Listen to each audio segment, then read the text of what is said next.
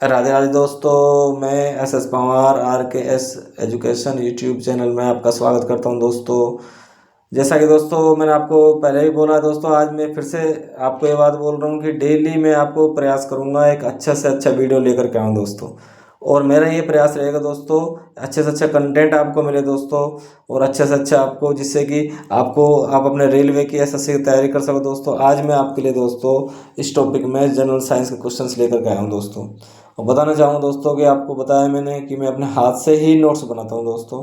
मैं अपने हाथ से ही नोट्स बनाता हूँ, चूज करता हूँ, पहले सेलेक्ट करता हूँ कौन कौन से सवाल रेलवे में आए हैं, कितनी बार आएंगे दोस्तों, आ सकते हैं दोस्तों। कम से कम ये 30 से 40 50 बार ये सवाल लगभग आ चुके हैं दोस्तों, तो वही सवाल मैंने लिए हैं दोस्तों।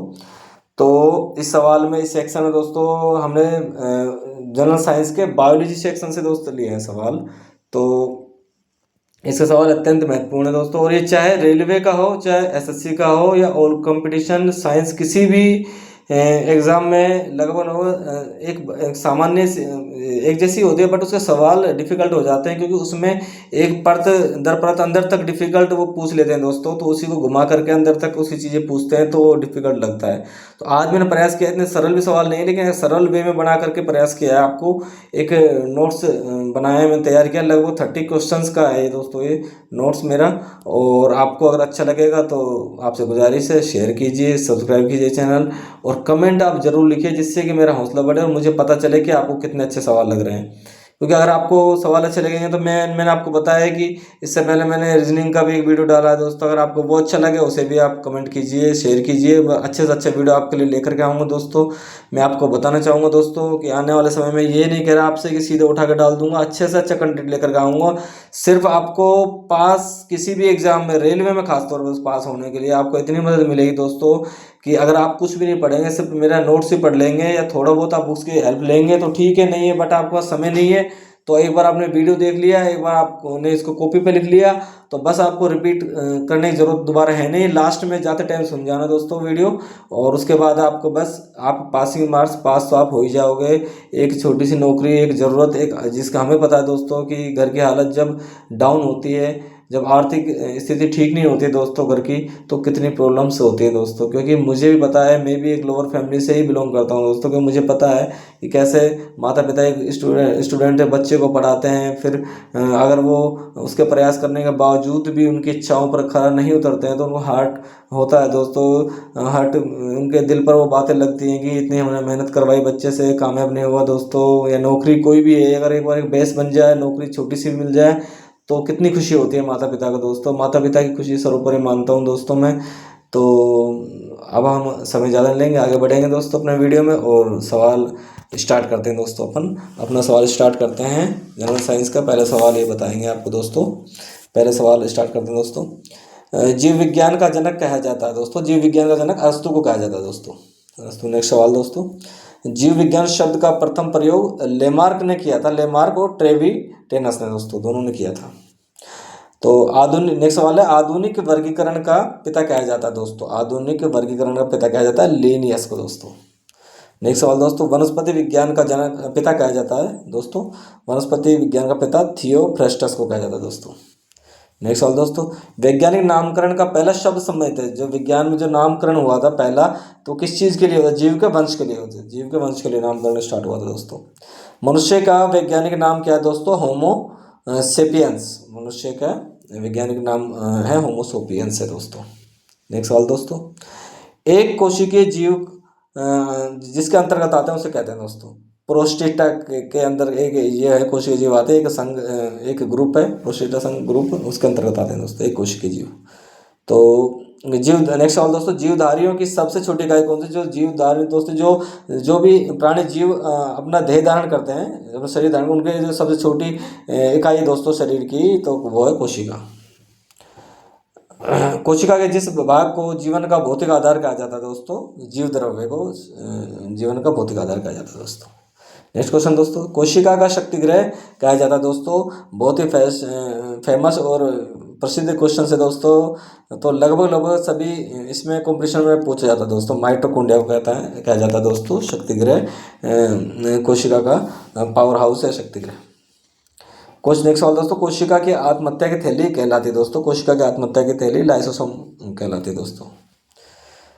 नेक्स्ट सवाल दोस्तों, डीएनए आरएनए में गुणसूत्र कोशिका के जिस भाग में पाए जाते दोस्तों, एक बार दोबारा देख लीजिए, डीएनए आरएनए में गुणसूत्र तीनों चीजें कोशिका के जिस भाग में पाए जाते हैं वो कहते हैं केंद्रक में पाए जाते हैं तीनों चीजें। नेक्स्ट सवाल दोस्तों, कोशिका भित्ति पाई जाती है केवल पादपों में, कोशिका भित्ति केवल पादप कोशिकाओं में पाई जाती है दोस्तों। नेक्स्ट सवाल दोस्तों, कोशिका सिद्धांत का प्रतिपादन जिसने किया था उनका नाम क्या है? स्लाइडेन तथा स्वान। स्लाइडेन तथा स्वान दोस्तों, दोबारा देखने सवाल, ऐसे सवाल जो थोड़े डिफिकल्ट लगे दोस्तों, दो बार पढ़ लीजिए, देख लीजिए। कोशिका सिद्धांत का प्रतिपादन किया था स्लाइडेन तथा स्वान ने, नाम से पर दोनों को स्लाइडेन तथा स्वान ने, याद रखिए दोस्तों। नेक्स्ट सवाल दोस्तों, मानव की सबसे लंबी कोशिका कहलाते हैं तंत्रिका तंत्र दोस्तों। नेक्स्ट सवाल दोस्तों, अपने कोशिका के अणुओं का यातायात प्रबंधक कहलाता है दोस्तों, गोल्जी को कोशिका के अणुओं को यातायात प्रबंधक कहते हैं दोस्तों। नेक्स्ट सवाल दोस्तों, जिसके आरबीसी में लाइसोसोम नहीं पाया जाता दोस्तों, स्तनधारियों के आरबीसी में लाइसोसोम नहीं पाया जाता दोस्तों। नेक्स्ट सवाल दोस्तों, पत्तियों का रंग पाया जाता है जिसके कारण उसमें रंग होता है पत्तियों में, कैरोटीन के कारण पाया जाता है दोस्तों। टमाटर का लाल रंग जिसके कारण पाया जाता है दोस्तों, लाइकोपिन के कारण। एक पीढ़ी से दूसरी पीढ़ी में आनुवंशिक गुणों को जो ट्रांसफर होते हैं गुण के लिए कौन उत्तरदायी दोस्तों? तो गुणसूत्र के दो माध्यम से होते हैं, पिता के पुत्र में आ गए फिर आगे चले गए, तो ये पीढ़ी दर पीढ़ी जो परिवर्तित होते हैं दोस्तों गुणसूत्रों के माध्यम से होते हैं, उसमें स्थित जीन के माध्यम से दोस्तों ये आगे पहुंचते हैं, ट्रांसफर होते हैं। नेक्स्ट सवाल दोस्तों, प्रोटीन बनाने की अंतिम क्रिया कहलाती है, प्रोटीन जो बनता है तो उसे बनने की अंतिम क्रिया जो ट्रांसलेशन कहलाती है दोस्तों, ट्रांसलेशन कहलाती है दोस्तों। नेक्स्ट सवाल दोस्तों, आनुवंशिकता के पिता कहलाते हैं दोस्तों ग्रेगर जॉन मेंडल को दोस्तों, फेमस नाम है दोस्तों, आपको पता होगा, हम सब ने पढ़ा है बचपन में। नेक्स्ट सवाल दोस्तों, आनुवंशिक संबंधी प्रयोग में मेंडल ने जिस पौधे का उपयोग किया था, मटर के पौधे का उपयोग किया था दोस्तों।